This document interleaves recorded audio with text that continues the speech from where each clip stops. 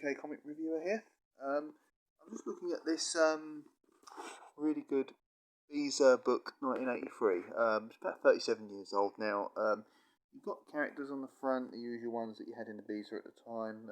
Ginger, Dick and Harry from Pop, Dick and Harry. Maybe Crockett sort of in the background there. You have young Sid Copper's kid firing peas at poor old little Mo, and in the bottom there you've got Colonel Blink, the short-sighted gink. Anyway, let's have a look. Right over here we have on the first page you've got the Banana Bunch dressed up as Native Americans. Saucy Sue, who was a clever and had a lot of ingenuity. Wanted to use a cannon for a firing range. You had Scrapper here, was a young lad who enjoyed getting into fights. You got Baby Crockett there. Also, you had Fingers from the Bad Lads in jail with the prison bars broken on his window. You had Hungry Hoss and his owner Joe in a restaurant. You got Colonel Blink taking the dog out for some reason instead of Auntie. He's supposed to take Auntie out for a drive or on holiday or something, and he's taking the dog with him because the dog's colours are similar to what Auntie was wearing, even though Auntie was actually younger than him, which was bizarre. And over here you've got Dick and Harry chopping a tree down with Pop working at the top of a ladder trying to cut branches off. And over there you've got the whole gang there balancing on each other.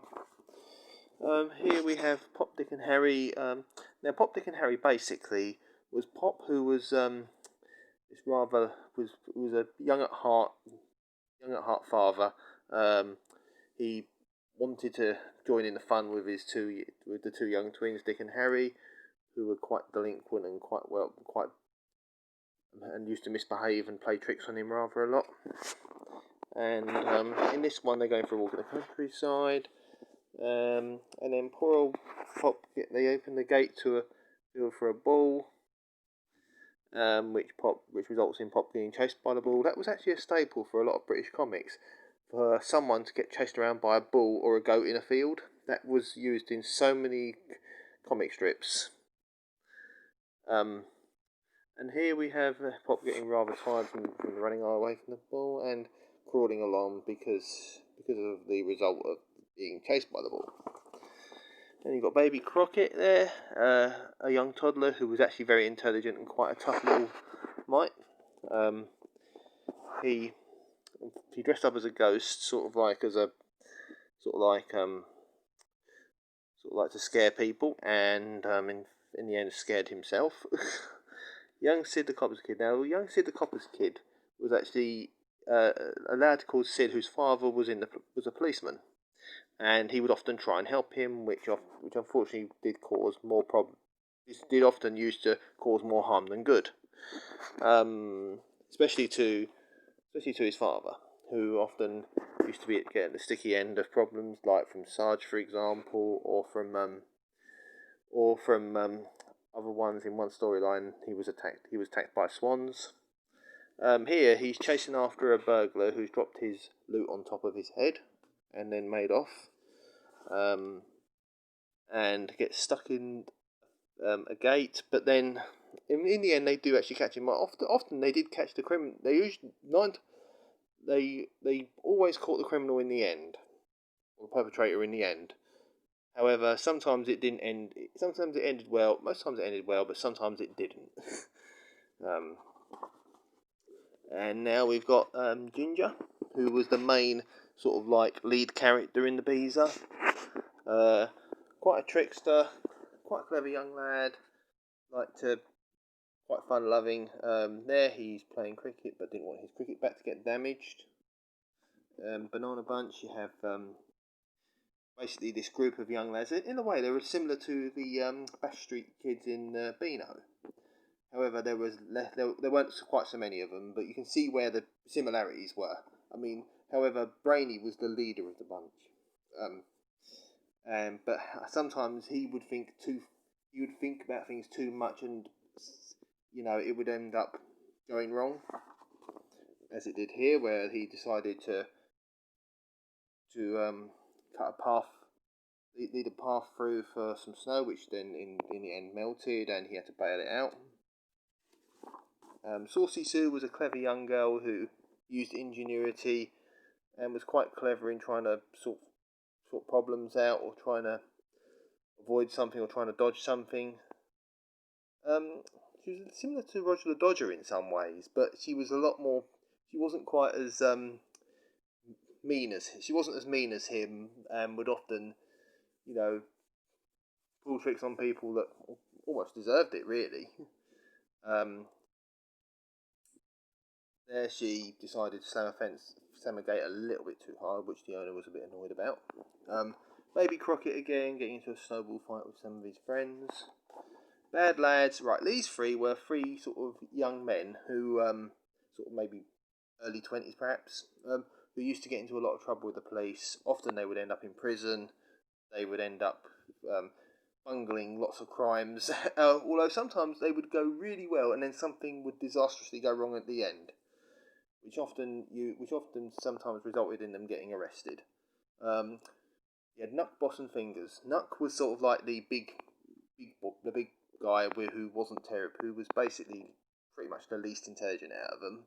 Although they used to put him more on the sort of like getaway side of it, like finding a getaway car and what have you. You had Fingers, who was a little bit more intelligent than Nuck, but Boss was the guy that they used to look up to, although Boss wasn't particularly intelligent, to be fair, and sometimes his schemes would get them into more trouble. In there, they pinch a load of boxes, which ultimately turn out to have soap suds in them, and they end up getting, arrested in the end. Another story after that is Our Sheriff's an Ape. This was basically two sheriffs, one called Dan, who was the sort of like main sheriff, and an ape, who would use some of his ingenuity and some of his primate thinking, if you can call it that, sort of like in a way of catching criminals or solving problems and disputes. And it was a very interesting story, and and the ape was a very, very good character to bring into it. He was also fun loving, which the children of the Wild West town that they were in related to very well. Here they obviously have caught in the middle of a dispute between the two tribes of Native Americans, and in the end, they practically helped them solve the problems that they had. And here we have Colonel Blink, who was basically a guy who was quite mature in years. He was a clever enough guy, but he just couldn't see very well. His eyesight was very, very poor. Although in some comic strips he would actually be driving, which I find a bit strange. Because surely if his eyesight wasn't very good, he wouldn't be allowed to drive. But anyway, reading a bit too much into that.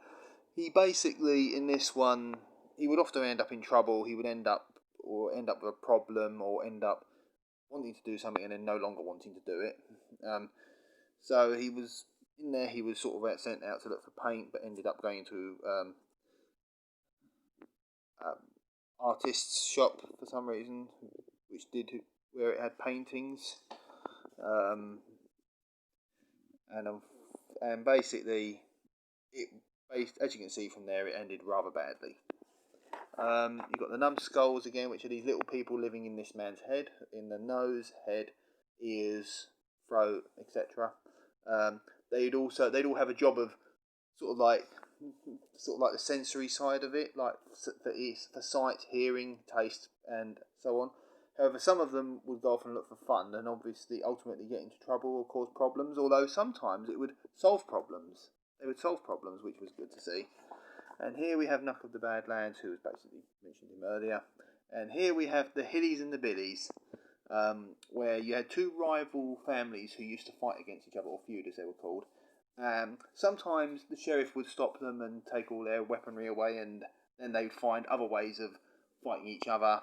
Sometimes it would end in either the Hillies winning, getting the upper hand, winning that particular battle, or the Billies winning that particular battle. But it used to end in with one of those three ways. Very funny. They often had puzzles in the Beezer as well. Puzzles.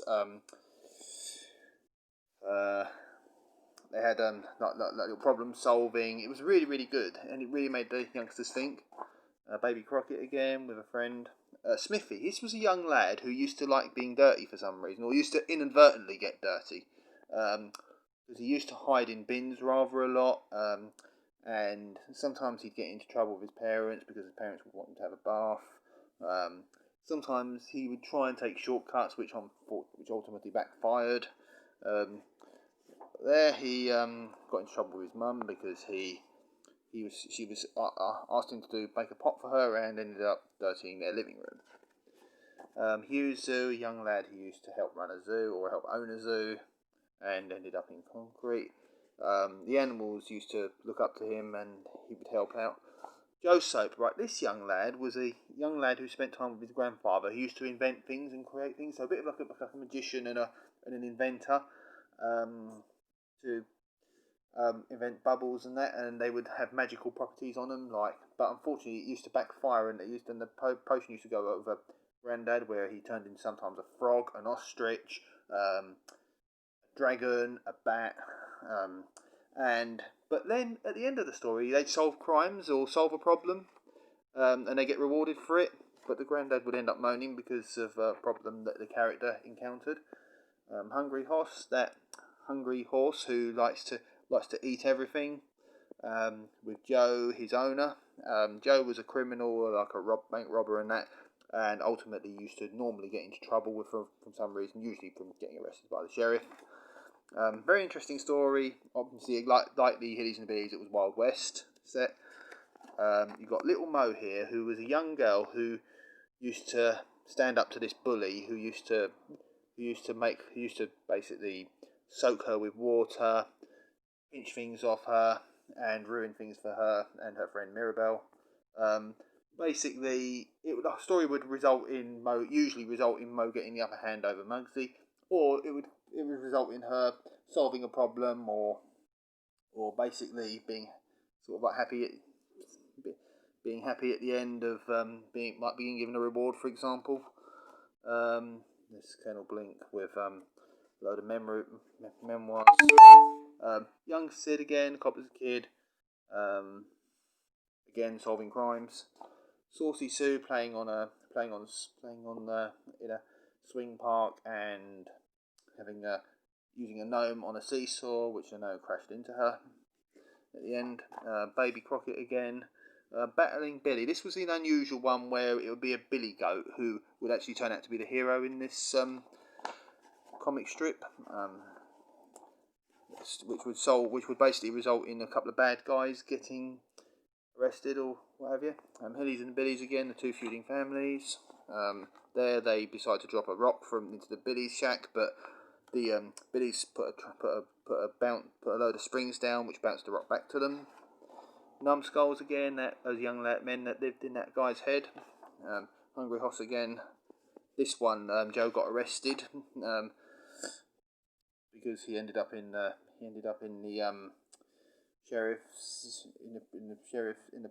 sheriff's office and ultimately in jail. Lots of Badlands we've done. Pop, Dick and Harry we've done. Now, Pop wanted the lads to have a bath, and ultimately, through a load of shenanigans, they did end up in the bath. And Saucy Sue again, trying to solve sweets from this greedy girl from taking them. Ginger again, who basically ended up trying to put a hammock up and failing and ended up asleep anyway. Plug, who used to be in the Bash Street Kids as well, a bit of a crossover. Here he had his own comic strip for a little while.